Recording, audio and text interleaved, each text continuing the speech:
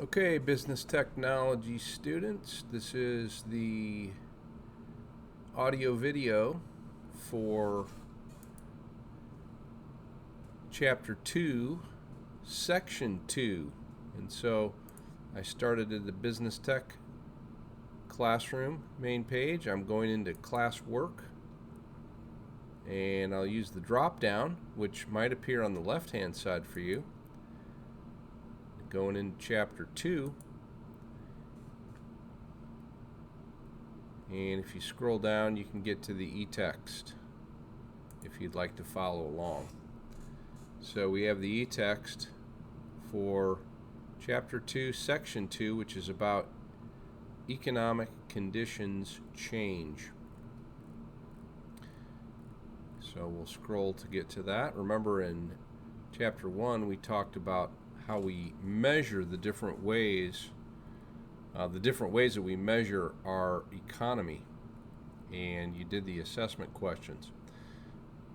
Section 2 is about how economic conditions change, and your vocabulary words that you should be working on for your vocabulary spreadsheet are business cycle, prosperity, recession, depression, recovery, inflation, price index, and deflation. We'll start with the business cycle. Over the decades, economists have observed that our economic activity tends to move in cycles. All nations experience economic good times and bad times. Fortunately, over time, bad conditions disappear and good conditions return.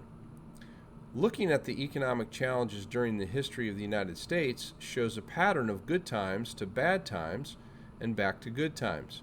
This movement of the economy from one condition to another and back again is called a business cycle. Business cycles are the recurring ups and downs of GDP. Business cycles have 4 phases: prosperity, recession, depression, and recovery. Prosperity. At the peak of the business cycle is prosperity. Prosperity is a period in which most people who want to work are working. Businesses produce goods and services in record numbers, wages are good, and the rate of GDP growth increases. The demand for goods and services is high. This period is usually the high point of the business cycle. Prosperity, though, does not go on forever. The economy eventually cools off and activity slows down. Recession. When the economy turns slow, a phase of the business cycle known as recession occurs. Recession is a period in which demand begins to decrease. Businesses lower production, unemployment begins to rise, and GDP growth slows for 2 or more quarters of the calendar year. This phase may not be too serious or last very long, but it often signals trouble for some groups of workers in related businesses. This drop in related businesses is called the ripple effect. Eventually, production weakens throughout the economy, and total output declines in the next quarter. Some recessions last for long periods, as fewer factors of production are used and total demand fails. Depression. If a recession deepens and spreads throughout the entire economy, the nation may move into the third phase, depression. Depression is a phase marked by a prolonged period of high unemployment, weak consumer sales, and business failures. GDP falls rapidly during a depression. Fortunately, our economy has not had a depression for more than 60 years. This period in U.S. history is referred to as the Great Depression.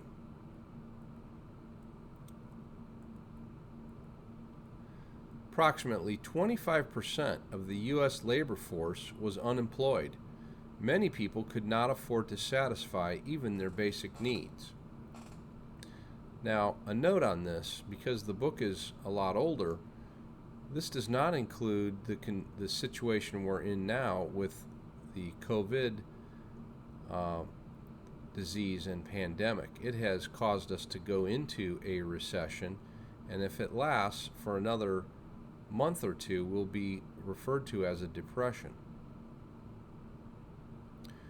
Recovery. Economic downturns do not go on forever. A welcome phase of the business cycle, known as recovery, begins to appear. Recovery is the phase in which unemployment begins to decrease, demand for goods and services increases, and GDP begins to rise again. People gain employment, consumers regain confidence about their futures, and begin buying again. Recovery may be slow or fast. As it continues, the nation moves back into prosperity. Consumer prices. Have you ever noticed that packages of some items get smaller while the price stays the same? Have you bought new technology products that are less expensive than earlier ones? These are examples of changes in the buying power of your money. Inflation. A problem with which most nations have to cope is inflation. Inflation is an increase in the general level of prices. In times of inflation, the buying power of the dollar decreases. For example, if prices increased 5% during the last year, items that cost $100 then would now cost $105. This means it now takes more money to buy the same amount of goods and services. Inflation is most harmful to people living on fixed incomes. Due to inflation, retired people and others whose incomes do not change are able to afford fewer goods and services. Causes of inflation. One type of inflation occurs when the demand for goods and services is greater than the supply. When a large supply of money, either earned or borrowed, is spent for goods that are in short supply, prices increase. Even though wages, the price paid for labor, tend to increase during inflation, prices of goods and services usually rise so fast that the wage earner never seems to catch up. Most people think inflation is harmful. Consumers have to pay higher prices for the things they buy. Therefore, as workers, they have to earn more money to maintain the same standard of living. Producers may receive higher prices for the goods and services they sell. If wages go up faster than prices, businesses tend to hire fewer workers, and so unemployment worsens. Measuring inflation.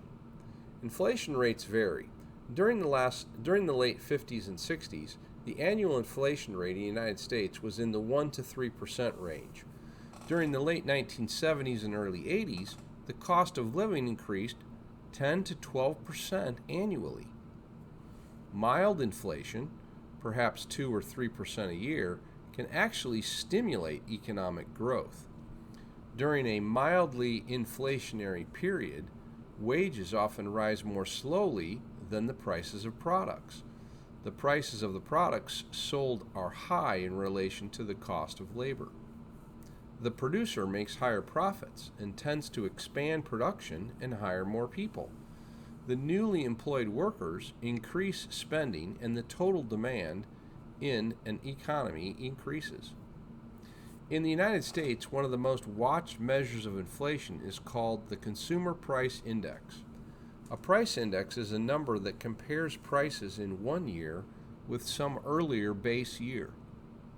There are different types of price indexes. Inflation rates can be deceptive since the Consumer Price Index is based on a group of selected items. Many people face hidden inflation since they may not buy the exact items used to calculate the index. The cost of necessities, food, gas, healthcare, may increase faster than non-essential items, which could be dropping in price. This results in a reported inflation rate much lower than the actual cost of living increase being experienced by consumers.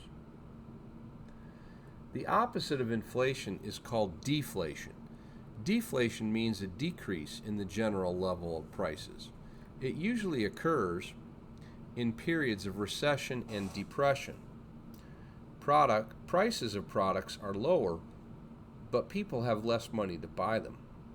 Significant deflation occurred in the United States during the Great Depression of the 1930s.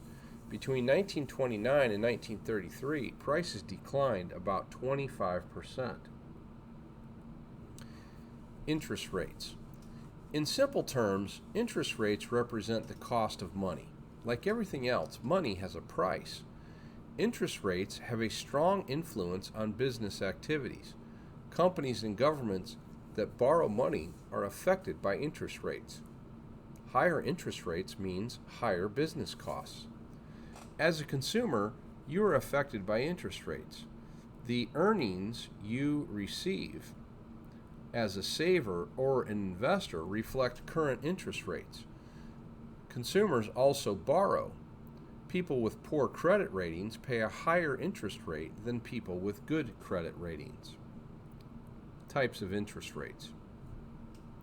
Many types of interest rates exist in our economy. These rates represent the cost of money for different groups in different settings. Some of these types of interest rates include the following. The prime rate is the rate banks make available to their best business customers, such as large corporations. The discount rate is the rate financial institutions are charged to borrow funds from Federal Reserve banks. The T-bill rate is the yield on short-term, 13-week U.S. government debt obligations. The Treasury bond rate is the yield on long-term, 20-year U.S. government debt obligations. The mortgage rate is the amount individuals pay to borrow for the purchase of a new home. The corporate bond rate is the cost of borrowing for large U.S. corporations. The certificate of deposit rate is the rate for 6-month time deposits at savings institutions. Changing interest rates. Each day the cost of money, interest, changes because of various factors. The supply and demand for money is the major influence on the level of interest rates. As amounts saved increase, interest rates tend to decline. This occurs since more funds are available. When borrowing by consumers, businesses, and government increases, the interest rates are likely to rise. That's the end of Chapter 2, Section 2.